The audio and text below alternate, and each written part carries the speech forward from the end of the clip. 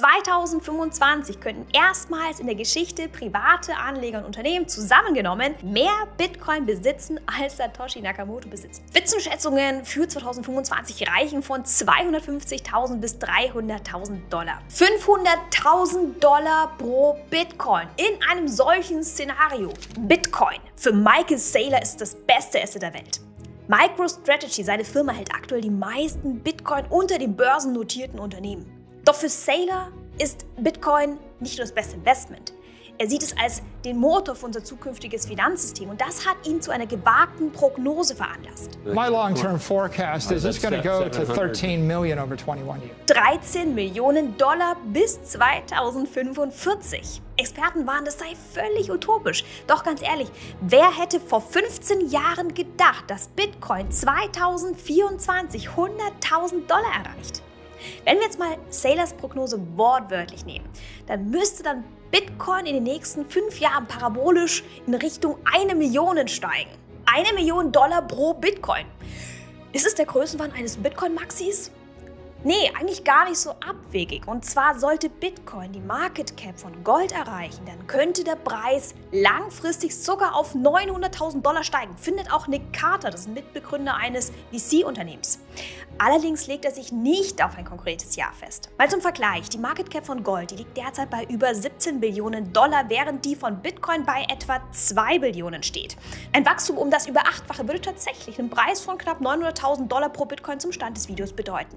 Welchen Preis könnte jetzt Bitcoin 2025 erreichen? Und dazu erfährst du es in diesem Video. Top 5 Bitcoin-Prognosen von ganz verschiedenen Analysten habe ich für dich rausgesucht und direkt im Anschluss meine eigene Prognose für 2025. Bleib also auf jeden Fall bis zum Ende dabei. Doch ich habe zuvor euch auf X gefragt, wo ihr Bitcoin nächstes Jahr seht. Und beispielhaft habe ich euch ein paar Stimmen herausgesucht von der Community. Sedan schreibt zum Beispiel, Staaten und Institutionelle werden kaufen, ohne viel auf den Preis zu achten. Relativ stetiger Anstieg bis Ende 2025 auf 160.000 bis 180.000. Weitere Stimmen, Daniel schreibt zum Beispiel erstes Top im März 2025, dann Korrektur und dann im Anschluss das Zyklus-Top Oktober 2025. Belunto meint, Wechselspiel zwischen Bitcoin und Altcoins geht noch eine ganze Weile so weiter, aber irgendwann ist das halt auch vorbei. Ein krasser Kursanstieg erzwingt quasi eine folgende Korrektur. Hoffen wir, der Bärenmarkt 2025 dauert nicht zu lange, also eher bearischer eingestellt. Fitch schreibt zum Beispiel, wenn Trump im Januar tatsächlich den Startschuss für eine Bitcoin-Reserve gibt, werden viele Länder folgen. Auch China wird den Zug letzten Endes nicht verpassen wollen. Großunternehmen werden sich nicht länger verschließen. 350.000 sind möglich.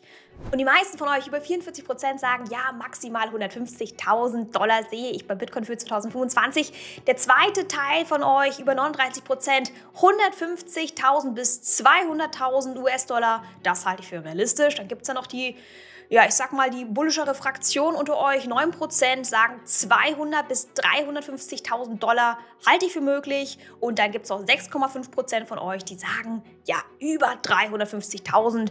Easy peasy, das wird Bitcoin erreichen. Über 1000 Leute von euch haben da bei dieser Umfrage mitgemacht.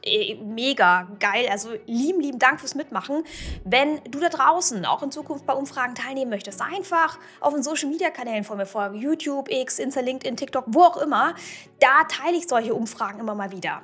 Wenn du nach einer passenden Börse suchst, um jetzt Bitcoin-Bestände aufzustocken, aufzubauen, einen Sparplan anzulegen, was auch immer, dann kann ich dir Bitcoin empfehlen.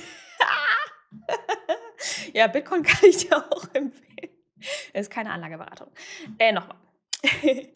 Genau, wenn du nach einer passenden Börse suchst, um deine Bitcoin-Bestände aufzustocken oder auch mal einzusteigen, dann schau dich mal bei Bitwavo powered by Hive um. Einfach über den Link unten in der Beschreibung anmelden, da findest du auch mehr Infos dazu. Ich habe auf meinem Kanal auch ein Review mit einer Schrittanleitung, kannst du ziemlich schnell mit dem kompletten Anmeldeprozess loslegen.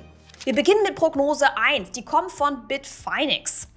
In einem Bericht vom 17. Dezember, da prognostizierten die Analysten, dass Bitcoin bis Mitte 2025, also nach Q2, einen Mindestpreis von 145.000 Dollar erreichen könnte unter optimalen Bedingungen sogar bis zu $200.000. Grundlage dieser Prognose, die basiert auf verschiedenen preis- und zeitbasierten Modellen, insbesondere auf dem Halving-Zyklusmodell. Im Durchschnitt wird der Zyklushöchststand, das haben wir schon ein bisschen so kennengelernt in der Vergangenheit, etwa 450 Tage nach dem Halving erreicht. Für den aktuellen Zyklus bedeutet das, dass der Höhepunkt voraussichtlich im Juli 2025 erwartet wird. Sollte sich der Kursverlauf von 2021 wiederholen, dann könnte Bitcoin theoretisch auf bis zu $339.000 ansteigen.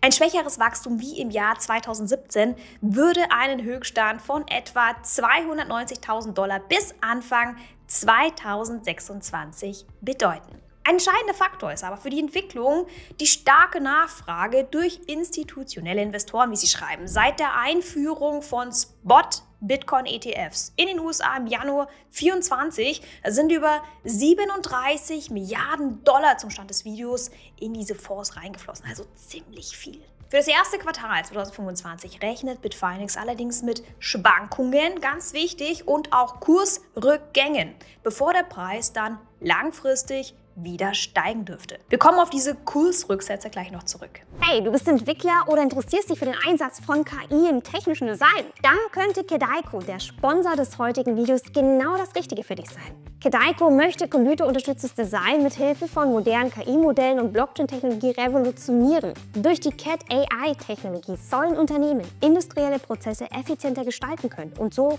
Herausforderungen in Bereichen wie Design, Produktion oder Wartung bewältigen können. Wenn Ingenieure beispielsweise Prototypen für Maschinen, Autos, medizinische Geräte oder Gebäude entwerfen, dann können KI-Assistenten auf Basis dieser Cat-AI-Technologie Routineaufgaben automatisieren, sodass sich dann die Ingenieure auf wertschöpfendere Aktivitäten konzentrieren können. Ein anderer KI-Assistent soll Maschinenstörungen schneller diagnostizieren, beheben und so Ausfallzeiten minimieren können. Dank der Blockchain-Technologie werden die Daten jetzt sicher gespeichert, transparent validiert und Transaktionen effizient abgewickelt. Entwickler können die Plattform von Kedaiko nutzen, um ihre Anwendungen zu erstellen, sie weltweit zu präsentieren und über den Cat-AI-Token Geld zu verdienen. Darüber hinaus lassen sich die Cat-AI-Modelle und Schnittstellen nahtlos in vorhandene Unternehmenssoftware integrieren. Kedaiko plant außerdem bald einen Teil seiner Technologie für die Community zu öffnen, um dann gemeinsam KI-Assistenten zu entwickeln und so Kreativität und den gemeinsamen Erfolg zu fördern. Interessiert? Dann findest du mehr Infos zum Projekt unten in der Beschreibung. Prognose 2 kommt von VanEck. Die Investmentfirma VanEck, die prognostiziert, dass Bitcoin bis 2025 auf $180.000 steigen könnte. Der Kryptomarkt wird dabei voraussichtlich in 2 Phasen verlaufen. Erstmal in einem starken Anstieg bis zum Frühjahr, also Q1, gefolgt von einer Sommerkonsolidierung, wo Bitcoin um bis zu 30% und die Altcoins bis zu 60% fallen könnten. Im Herbst, im 4. Quartal, dann wird eine Erholung erwartet, die bis Jahresende neue Allzeithochs erreichen könnte. Also hier sagt man, okay, es geht auch erstmal steil, etwas steiler, dynamischer nach unten, bevor wir dann wieder Allzeithochs erreichen. Diese Entwicklung wird durch mehrere Faktoren angetrieben. Wir haben es erwähnt, zunehmende Akzeptanz von Bitcoin als digitales Gold, als Inflationsschutz, auch die Adoption durch die neuen institutionellen Investoren. Entscheidende Rolle eben auch mit Blick auf die USA und Trump, denn dort wird erwartet, dass entweder die US-Bundesregierung oder mindestens ein Bundesstaat wie Pennsylvania, Florida oder Texas eine Bitcoin-Reserve einrichtet, also auch ein neues Narrativ, was dazu kommt.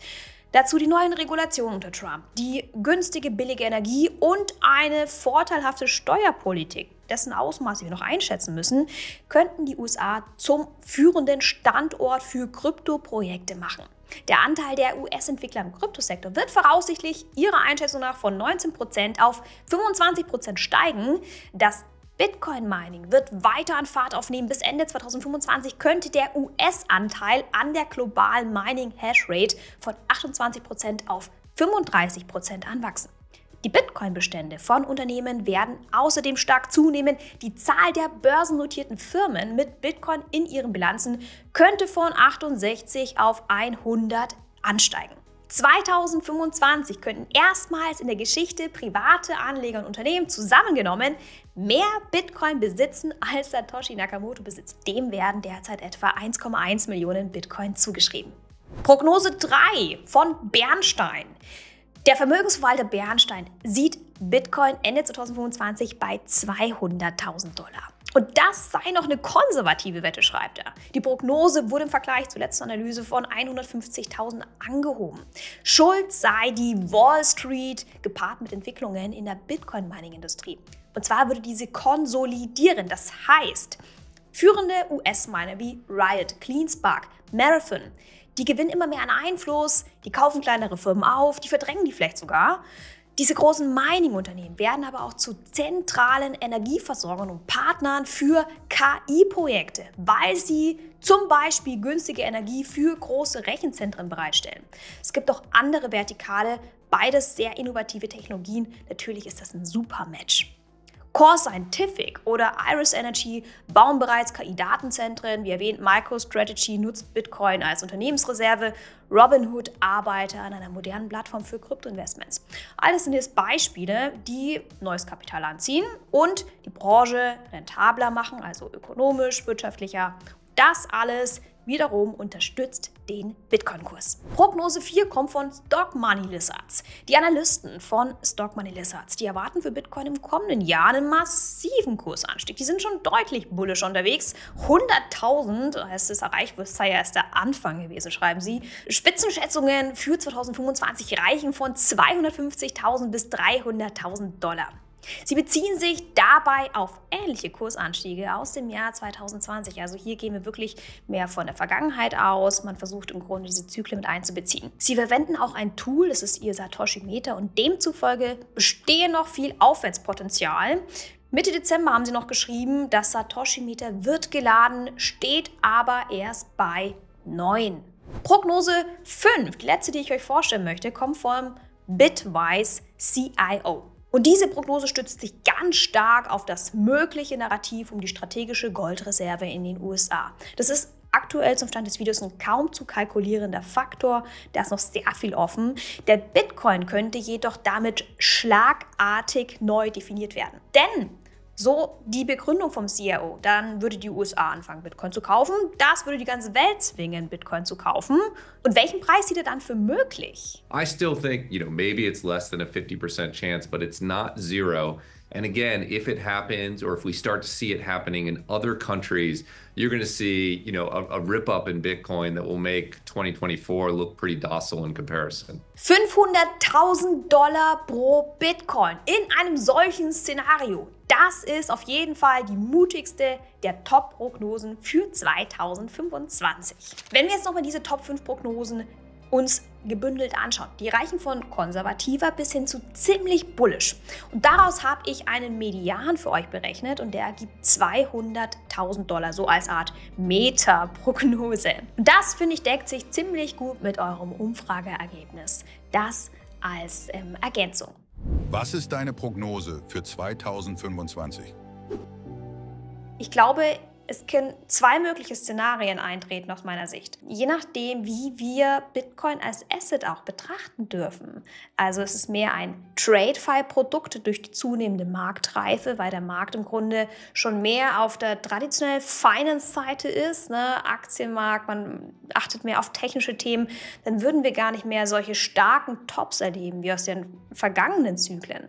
Die andere Seite, das zweite Szenario, was ich dir vorstellen möchte, wir betrachten in diesem Szenario mehr so diese Halving-Zyklen-Theorie, was man so aus der Vergangenheit kennt, Top in Q4 2025. Wir schauen uns jetzt das an. Ich persönlich glaube, dass wir maximal $150.000 erreichen könnten. Das natürlich nur mit den Faktoren, mit denen ich versuche zu rechnen. Wir wissen natürlich überhaupt nicht, wie sich das derzeit mit den strategischen Reserven verhält, was die USA vorhat, welche Narrative auch nächstes Jahr greifen werden. Ich meine, bei XRP wussten wir das auch nicht. Da haben die technischen Indikatoren nicht gegriffen. Und dann gab es diese enorme News mit Ripple USD und der Trump, als der gewonnen hat. Ich versuche jetzt einfach an dem Szenario ein bisschen zu erklären, warum ich denke, dass wir nicht über die 150.000 drüber kommen. Aber wer weiß das schon, dass es jetzt eher mehr die technische Sicht betrachtet. Dazu siehst du hier erstmal die Variante 1. Ich nenne es die TradeFi-Variante, die marktreifere Variante für Bitcoin. Und in diesem Szenario, was du hier siehst, wir sind momentan bei dieser roten Kerze, die zeigt auf jeden Fall gerade stark nach unten. Wir sind gerade in einer stärkeren Korrektur. Ich meine, das war wie beim Aktienmarkt auch irgendwo auch eingepreist. Man hat seit Wochen damit gerechnet, dass irgendwann der Markt nach dieser hohen Überhitzung mal einen Dämpfer braucht. Viele Indikatoren waren einfach massiv überhitzt. Durch die FED, durch dieses Event hat man letzten Endes ein fundamentales Event gefunden, um diesen Rückdämpfer einzuleiten. Da befinden wir uns derzeit. Das kann natürlich auch nochmal ein Ticken nach unten gehen. Was jetzt passieren kann, ist, dass der Markt, das siehst du hier, sich so bis Q1 bis um die 120.000 hochkämpft, vielleicht ein bisschen höher geht, 130.000 vielleicht auch noch. Es wird immer schwieriger, stabil zu bleiben. Bitfinex hat in seiner Prognose ja auch gesagt, ja, erste Quartal kann schon sehr, sehr schwankungsanfällig werden für Bitcoin. Na, und das ist im Grunde das, was ich ein bisschen hier versuche zu zeigen. Ne? Bitcoin schwankt, hangelt sich so ein bisschen hoch, kämpft und schafft hier sein Top in Q1, 120.000, 130.000, wären demnach möglich, um dann einen längerfristigen Rutscher nach unten zu erleben. Teilweise werden dann auch solche $70.000 pro Bitcoin, halte ich nicht für ausgeschlossen. Könnte sogar noch weiter runtergehen, je nachdem, wenn man schaut, wo wir hier 2024 angesetzt sind, wären auch solche Rutscher bis in diese ursprünglicheren Zonen machbar, wobei das jetzt nicht auch die Erwartungshaltung wäre. Jedenfalls in diesem Szenario hätten wir, in dem TradeFi-Szenario, so nenne ich das jetzt einfach mal, würde ich das Top bei Q1 sehen, kann mir dann vorstellen, dass wir dann eben Q4 kein Top mehr erleben. Wenn wir jetzt unsere Variante 2 anschauen, das siehst du hier, das ist unsere Krypto-Variante, so wie wir es aus den letzten Zyklen eigentlich so ein bisschen kennen. Und dann können wir auf diese 150.000 im 4. Quartal zusteuern. Hier wäre der Plan auch hier erstmal Dämpfer nach unten, da sind wir derzeit. Um dann nach oben zu gehen auf die 110.000 von mir aus zu, dann nochmal zu korrigieren, ne? Konsolidierung, Sommerpause. Jetzt bin ich mehr so ein bisschen in der Prognose von ich glaube, VanEck drin gewesen, um dann wieder ein bisschen nach oben zu gehen. Hier hält sich der Bitcoin, hier hält er sich so ein bisschen so in einer Seitwärtsphase, versucht ein bisschen nicht mehr nach unten auszureißen, kämpft sich nach oben bis auf dieses Top um die 150.000 im 4. Quartal zu, um dann aber einen Dämpfer nach unten zu bekommen. Das ist das, was ich euch mitgeben möchte. Es ist alles möglich. Also es ist sehr viel Kapital mittlerweile im Markt. Wir wissen derzeit nicht, wie sich der Preis von Bitcoin aufgrund der Narrative entwickelt, wie er sich finden wird. Ich versuche mal zu überlegen, was kann ich einschätzen, was ist schwieriger einzuschätzen, und lieber versuche ich ein bisschen konservativer zu denken, weil ich mich dann einfach auch einstellen kann auf die verschiedenen Szenarien. Und das ist das vielleicht, was ich mitgeben möchte. Egal, was passiert. Ich persönlich bin da langfristig, nicht nur 2025, es geht auch 2026 weiter. Langfristig sehe ich den Preis von Bitcoin steigen, mit seinen Kursrücksetzern mal davon abgesehen. Und das ist hier diese Trendlinie nach oben. Für mich ist einfach Bitcoin langfristig, genauso wie Krypto, einfach ein unfassbar wertvolles Asset. Und ich bin total dankbar, dass ich da Teil davon sein darf, von dieser Reise. Und ich hoffe, euch auch dabei zu begleiten. Ich wünsche euch damit einen schönen Start ins neue Jahr. Seid fleißig, lasst es euch gut gehen, passt auf euch auf und bleibt wie ich, egal was passiert, von Krypto fasziniert. Auch 2025, 2026, wann auch immer. Wir sehen uns. Macht's gut. Ciao.